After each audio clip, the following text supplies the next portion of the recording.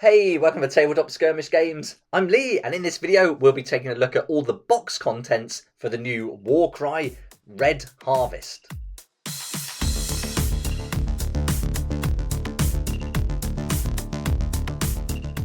We wait almost a year with no info for Warcry, and then all of a sudden we get loads of articles for the new set. So I'm loving this, and in this video I'll be going through the most recent article that shows us all the sprues and everything in detail, so we can really have a good look at what's included in the box.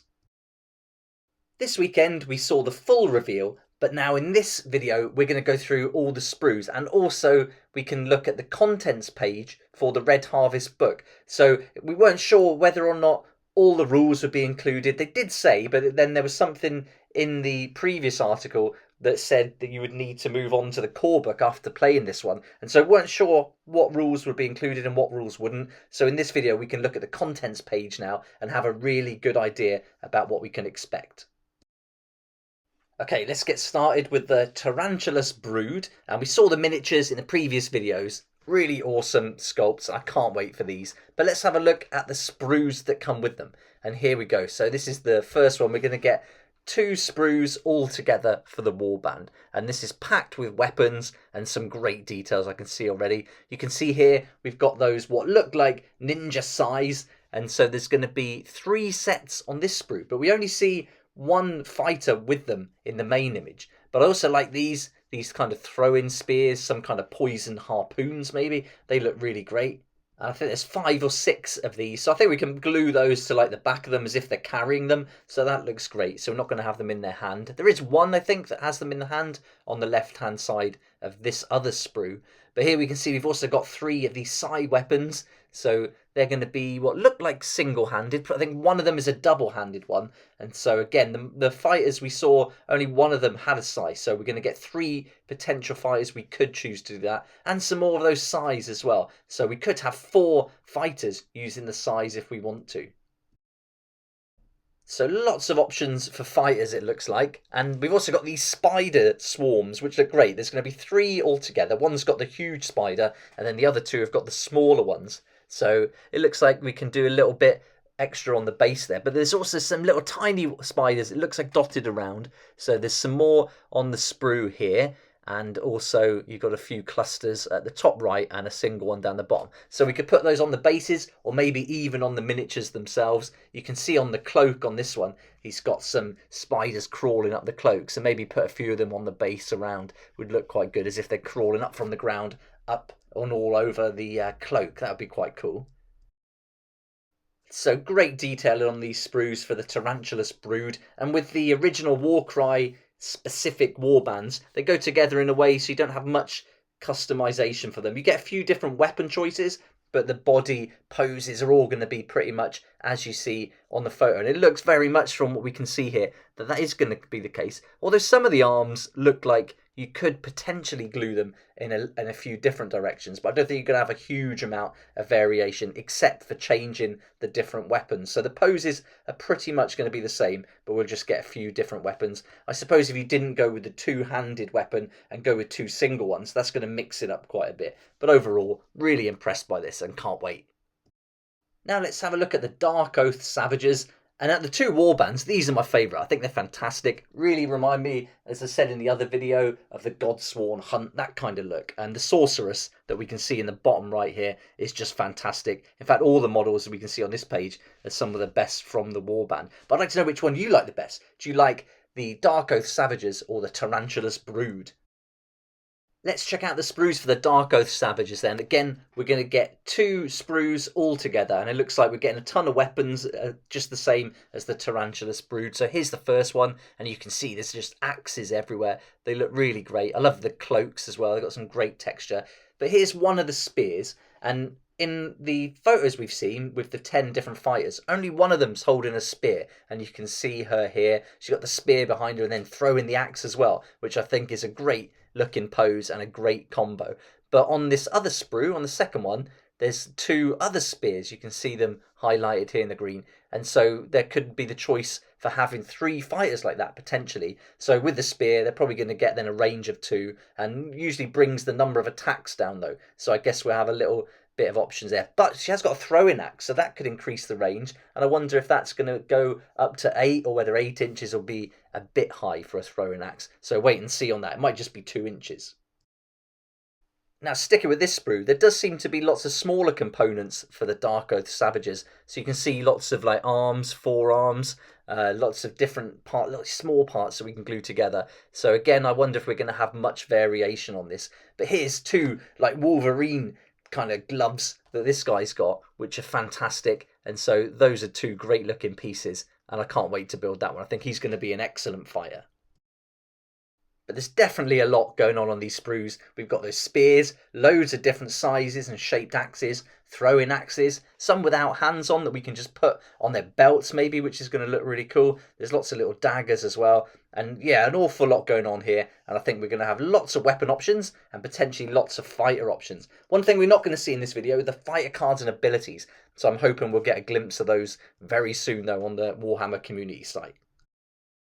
Let's have a look at the terrain now, and this looks like a great selection of terrain. As we talked about in the previous videos, the height differences and all the platforms, perfect for Warcry. But here we can see up close now, we're getting some really great images. It's going to be really quick and easy to paint as well, I think. Just some dry brushing, contrast techniques. This isn't going to take too long to get it tabletop ready. And here you can see there's little elements of the brickwork that we saw from Warcry Catacombs and the original set as well. So if we wanted to use this terrain alongside it and paint this brickwork in the same way we painted our Catacombs terrain or the core set terrain, then this is going to expand the terrain. It's all going to work together to really fill the board so we can really cram it in. And here's some more. We got these awesome pumps. So these are going to look really great when put together, and you can see that those little bits of masonry are woven into those as well.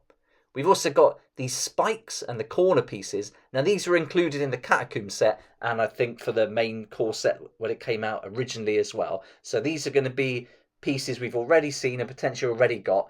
So again, easy to paint, really quick, and looks great when it's on the tabletop.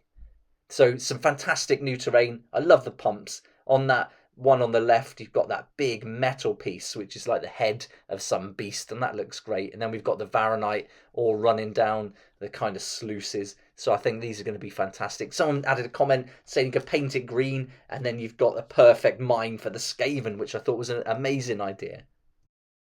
And now here's the sprues for the terrain. Nothing much to really say about this, apart from we've got all that texture for the nice wood for some dry brushing and contrast. That's going to work well. There's going to be 5 sprues all together, and yeah, looking really great. I'm really loving it. It's just brilliant. But this sprue we've already seen. This is exactly the same sprue we got in the Catacomb set, and so I've just got a photo of it here so you can see it's exactly the same. And so we've seen that one before, but the others are brand new, so we haven't seen those, and so we're getting completely new terrain set there.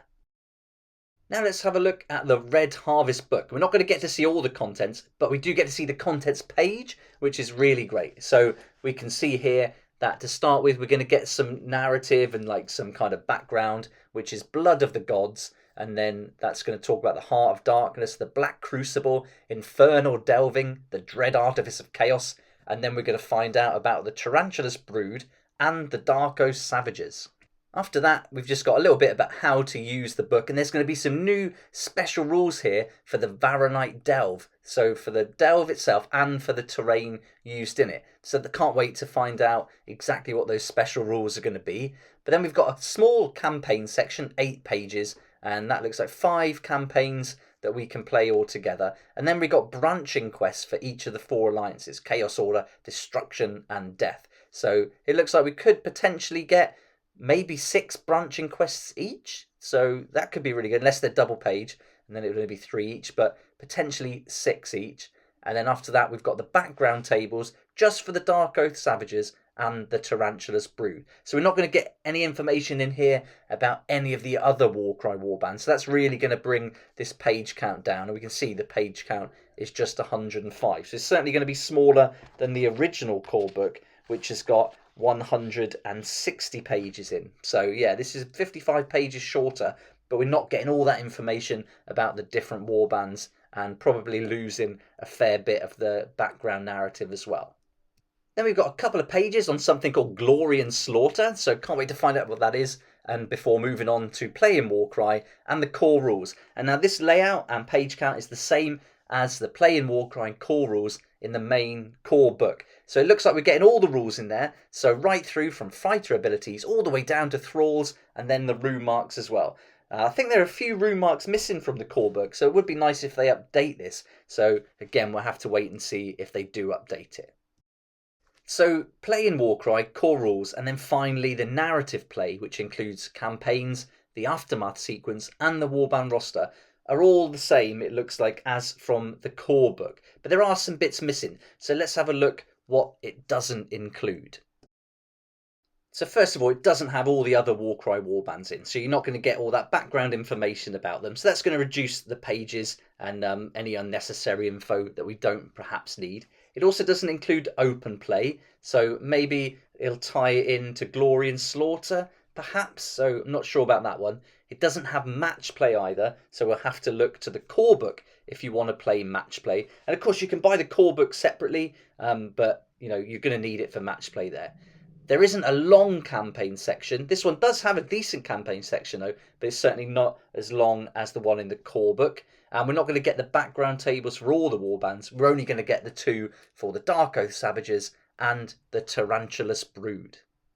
So as they said, this is going to have everything you need to play. So everything you need to play in the box is included. You've got background tables, all the information about the two warbands included. You've got a nice meaty campaign section to get stuck into. You've got the narrative play rules, so you can play those campaigns. And I think that's a really good start, really. Everything's there. If you want to do match play, you want some new campaigns and things, you could go to the core book and look for that. And certainly if you want to expand your warbands, which if you've never played Warcry before, that's one of the great things about the game. It's really easy to pick up a new warband and just play them almost right away without having to study them, because the rules and the abilities are laid out in such a way that it's really easy. So yeah, if you want to do that, you're going to need the core book, but otherwise you could certainly get started with this and not worry about any of the other books for a little while until you've exhausted these two warbands and you want to try something a bit different. So that's covered all the new information we got today from the Warhammer community site. We didn't get to look at the cards, so that's not included in there. And we didn't get to see the ability cards either.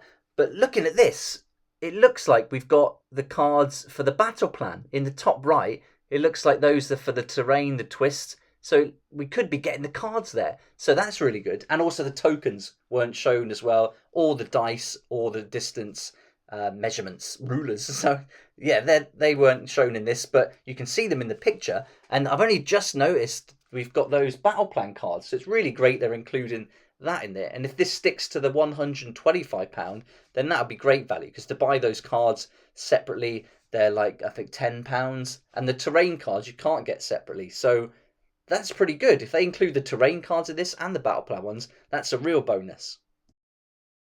There's also going to be a pre-order promise, and we've seen this with some of the other sets that have come out, but recently it's been really great. Since Dominion, Kill Team Octarius, there hasn't been a problem at all. The queue systems worked really well, and everyone seems to have got a copy when they wanted it. So, you know, not bad at all. And so we can guarantee with this pre-order weekend promise, if we order Warcry during those dates, we're going to get a copy. It does say if it sells out and they have to make them to order, you have to wait a little bit longer. But the chances of that are slim. I think with what they've done with the other sets, they're still selling it now, and they're even reducing Dominion to try and get rid of it. So yeah, I think we'd be okay. But that it's really good to have that peace of mind that there is that pre-order weekend promise. There's also another article out today that said that if you're a subscriber to Warhammer Plus, you're going to get voucher rewards when you shop all through November with Games Workshop, and it's a 10% voucher. So if you spend £100, you're going to get a £10 voucher, and they put a breakdown for each thing, but it's basically 10%. So whatever you spend, you're going to get a voucher to use as well. I've ordered my Warcry set from a local game store. I know I'll get 10% there, so that's awesome. And recently with the new sets that have been coming out, they've been giving the game store some goodies. With Kill Team, we've got those dog tags, some card holders, and some postcards. And Dominion got some really cool stuff as well. So I'm hoping they're going to do the same with this Warcry box set, and I think that's worth it if you can get it from your local shop. You'll also be able to get this online with the online retailers and save upwards of like 20%, so you can really save some money. So that makes it better than getting the 10% voucher from Games Workshop if those websites are available to you. So there we go. I'm loving this attention Warcry's getting from Warhammer now, and it's great to be able to make lots more content for the game, and I'm really looking forward to getting my hands on Red Harvest, getting it painted, making loads of videos, building it up, and then playing it as well. I'll also do a refresher for the rules, so see if we can condense that into one video and go through all the rules. But I'd love to know what you think about this. Is anything standing out to you from what you've seen here and the sprues? And what are you looking forward to the most? So let me know in the comments below. It'd be great to hear from you. But for now, thanks so much for watching. Please like if you like it, subscribe for more videos like this, and don't forget to hit the notification bell to join me next time on Tabletop Skirmish Games. If you like this kind of content and would like to support the channel, then please check out my Patreon page, and thanks to everyone who's joined so far. It's really awesome. We hang out on Discord, talk about the hobby, share ideas and help each other out, and you'll get some perks there that you're not going to find anywhere else. So I'll put a link in the description, and it'd be great to see you there.